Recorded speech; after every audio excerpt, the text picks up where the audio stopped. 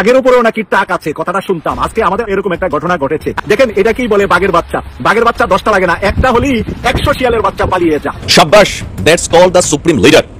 বাঘে মহিষে এক ঘাটে পানি খাওয়াইতে হবে।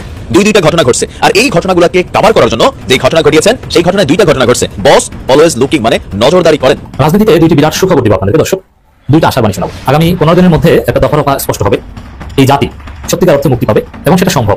দর্শক, অতিলোভে তাঁতি নষ্ট আমরা সবাই জানি, এবং সেই তাঁতি নষ্ট হচ্ছে এই সব বেঈমানদের। এবং এই যে নব্য বেঈমানদের যে অতিলোভে তাঁতি নষ্ট কথা করবো, কিন্তু তার আগে একটু পুরাতন বেঈমানদের খবর একটু দেখি। রাষ্ট্র তামাশা জায়গা না, 53 বছর রাষ্ট্র নিয়ে তামাশা হয়েছে। আর ওই কয়েকজন রাজনীতিবিদ নিয়ে বসে দেশ ঠিক করে ফেলেন তা না, দেশে বহু মানুষ আছে তাদেরকে নিয়ে বসেন। কার মাথায় দর্শক, আগামী নির্বাচনে বড় দুইটি সুসংবাদ আসছে সাধারণ জনগণের জন্য।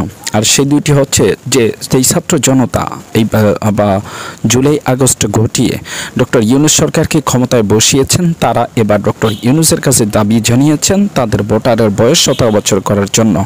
কারণ 17 বছরের অনেক যুবকরাই সেই আন্দোলনে অংশগ্রহণ করেছিল।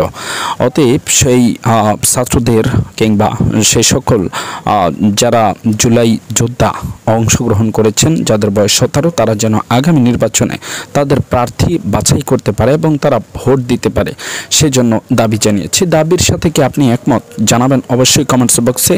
আসলে এই দাবিটি কিভাবে তোলা হয়েছে এবং ডক্টর ইউনূসের সরকার কি বলছে, বিস্তারিত দেখুন ভিডিওতে। নির্বাচন কমিশনের আচরণবিধি যদি খেয়াল করেন, এর পুরোটা হচ্ছে রাজনৈতিক প্রার্থী কেন্দ্রিক।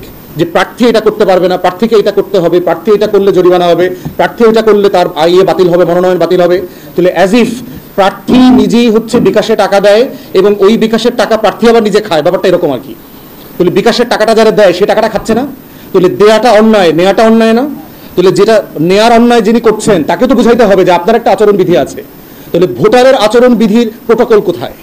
অতএব 12.5 কোটি মানুষ যদি চিন্তায় ভোটার না হয়, শুধু তালিকায় ভোটার হয়, সেই ভোটারের মধ্য দিয়ে কখনো জনগণের প্রতিনিধিত্বশীল রাজনৈতিক নেতা কর্মী নির্বাচিত হয়ে আসতে পারবে না। এরা সব এই পিচ্চি হান্নান, সুরেন আসলাম টাইপের, শামীম ওসমান, হাজি সেলিম মার্কা গুন্ডা পান্ডা নির্বাচিত করবে, ভয়ে, দায়িত্বহীন বাস্তবতার কারণে, টাকার অভাবে, সিকিউরিটির কারণে করবে। অতএব সেই জায়গাতে আমরা বোধ করছি নির্বাচন কমিশনের একটা সবচেয়ে বড় ব্যর্থতা হচ্ছে তারা, আমরা বলবার পর থেকে গত 1 বছর থেকে তারা ভোটার প্রোটোকল নিয়ে ন্যূনতম কোনো কাজ করে নাই, ন্যূনতম কোনো প্রস্তুতি তাদের মধ্যে দেখলাম না, যে কাজটা করার সকল সক্ষমতা এই রাষ্ট্রের আছে বলে আমরা বোধ করছি।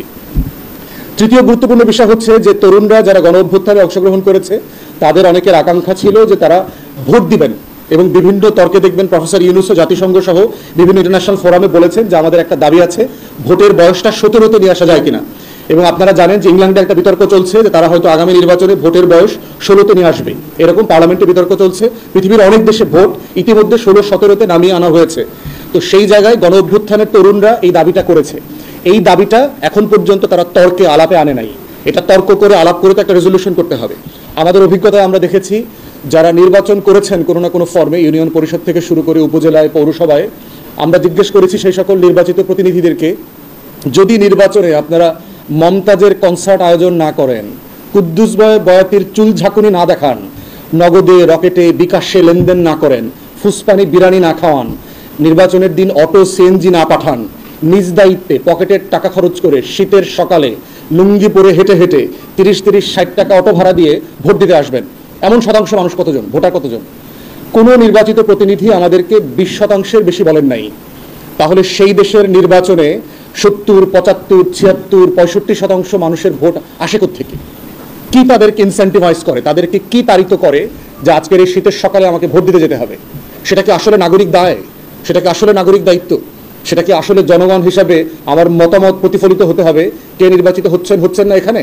সেটা না। তাহলে হচ্ছে আগে যেগুলো বলেছি, বাংলাদেশের নির্বাচন তাড়িত করে হচ্ছে অন্য ইনসেন্টিভগুলো, যেই ইনসেন্টিভগুলো নাগরিক সত্তা তৈরি করে না, যে ইনসেন্টিভগুলোর মধ্য দিয়ে নাগরিক দায় তৈরি হয় না। তাই আমরা বারবার বলছিলাম যে একটা ভালো ভোটের প্রধানতম অংশীজন হচ্ছে ভোটাররা।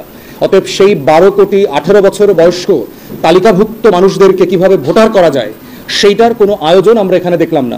রাজনীতিতে দুইটি বিরাট সুখবর দিব আপনাদেরকে দর্শক। একটি হচ্ছে আওয়ামী লীগের ভবিষ্যৎ শেষ, আর একটা হচ্ছে জামাত শিবিরের ভবিষ্যৎ উজ্জ্বল, সম্ভাবনার নতুন দ্বার। হ্যাঁ, অনেক চ্যালেঞ্জ থাকবে, জামাতের বিরুদ্ধে অনেক ষড়যন্ত্র হবে, কিন্তু সব ষড়যন্ত্র নস্যাৎ হবে। দেখেন, দেশে এই মুহূর্তে আমরা পেসিমিস্টিক কথাবার্তা বলি, খবর নেগেটিভ, উদ্বেগ, উৎকণ্ঠা, সেনাপ্রধানের তৎপরতা, ডাকসু নির্বাচনী ষড়যন্ত্র, নানান কিছুতে আমরা উদ্বেগের কথাই আপনাদেরকে বলি, এবং আপনারাও দেখছেন যে দেশ কোন দিকে যাবে, অনেকটা হতাশার। ইউনূস শেষ পর্যন্ত বিএনপি সহ আরো নানান বিদেশি গোষ্ঠীর ফাঁদে পা দিয়েছে। ইউনূস নিজে একটা পাতানো নির্বাচন আয়োজন করতে যাচ্ছেন, বিএনপিকে 340 আসন দেওয়ার প্রতিশ্রুতি দিয়েছেন, এবং আগামীতে একটা কারচুপি নির্বাচন হতে যাচ্ছে। সংস্কারের চ্যাপ্টার ক্লোজ, জুলাই সনদ বাস্তবায়ন হতে দিবে না, 2 বছরের মূল্য ঝুলিয়ে দিবে আগামী পার্লামেন্টের। এটা তো হতাশার, কিন্তু এর মধ্যেও দুইটা আশার বাণী শোনাবো। একটা হচ্ছে যে আর যাই হোক, নির্বাচন যখনই হোক, কারচুপি হোক, পাতানো হোক, আর যাই হোক, আওয়ামী লীগ বাংলাদেশে আসতে পারবে না। আওয়ামী লীগের কোনো ভবিষ্যৎ নেই, এবং আওয়ামী লীগের বিচার হবে। নির্বাচন যদি ফেব্রুয়ারিতেও হয়, পাতানো হয়, তার আগে আওয়ামী লীগের গুরুত্বপূর্ণ বিচার হবে।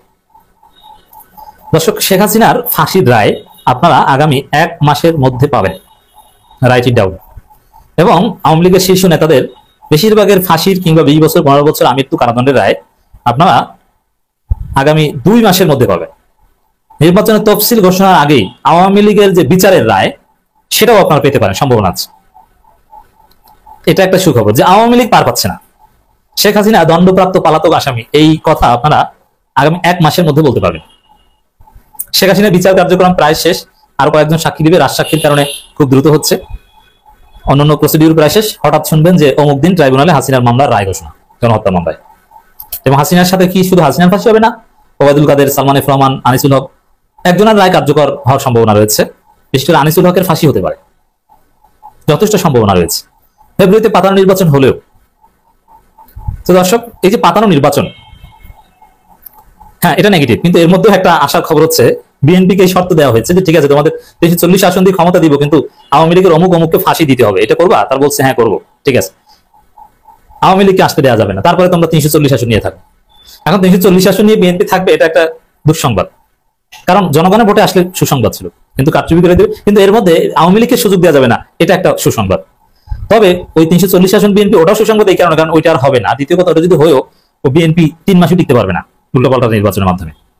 তাদের সমস্যার কিছু নেই। দিন শেষে সেনাপ্রধান এই ওয়াকার থাকুক আর অন্য কেউ আসুক, আওয়ামী লীগকে রক্ষা করতে পারবে না, রিপেট্রিয়েটও করতে পারবে না। অতএব দর্শক, এই জুলাই সনদ, সেটা আইনি ভিত্তি এখনই দেওয়া হোক, পরে দেওয়া হোক, বাস্তবায়ন হোক আর না হোক, জুলাই সনদ, জুলাই ঘোষণাপত্র, এগুলোর যতটুকু মর্যাদা পাবে, আমাদের আশা পূরণ না হলেও আওয়ামী লীগের কোনো লাভ নেই। আওয়ামী লীগ নাই, আওয়ামী লীগকে কেউ গ্রহণ করতে পারবে না। হ্যাঁ, আওয়ামী লীগের ভোটারদের নিয়ে টানা হেঁচড়া হবে, যে আওয়ামী লীগের ভোটার জামাত কিভাবে নিতে পারে, বিএনপি কিভাবে নিতে পারে, এগুলো নিয়ে কথাবার্তা হবে। কিন্তু দল হিসেবে আওয়ামী লীগ কোনোদিন দাঁড়াতে পারবে না, কেউ দাঁড়াতে দিবে না। এবং পরবর্তীতে যারাই ক্ষমতায় থাকতে চায়, কেউ যদি আওয়ামী লীগকে ফিরিয়ে আনতে চায়, এটা তাদের পতনের কারণ হবে। এটা একটা সুখবর। আর দ্বিতীয় হচ্ছে, আওয়ামী লীগ যদি না থাকে, ওইটাই জামাতের জন্য একটা উজ্জ্বল ভবিষ্যৎ। কারণ জামাতের বিরুদ্ধে যতই ষড়যন্ত্র হোক। দর্শক, এতক্ষণ পর্যন্ত আপনারা ব্যারিস্টার ফুয়াদ তার একটি বক্তব্য শুনলেন। তো আপনাদের মতামত জানাবেন কমেন্টস বক্সে। সাবেক এই সেনা কর্মকর্তা তিনি মূলত যেই বক্তব্য তুলেছেন, এবং আগামীতে নির্বাচনে আপনাদের অবশ্যই কমেন্টস বক্সে জানিয়ে যাবেন যে 17 বছরের ভোটারের করা হয়, দাবি জানানো হয়েছে, সেটি বাস্তবায়ন করা কতটুকু জরুরি, কিংবা করলে কি সুবিধা বা না করলে কি সুবিধা, বা করতে পারবে কিনা এই সরকার, আপনারা জানাবেন আপনাদের মতামত। এবার আজকে এখানে আমি বিদায় নিচ্ছি, দেখা হবে অন্য কোনো ভিডিওতে। ততক্ষণ পর্যন্ত ভালো থাকুন, সুস্থ থাকুন। আসসালামু আলাইকুম।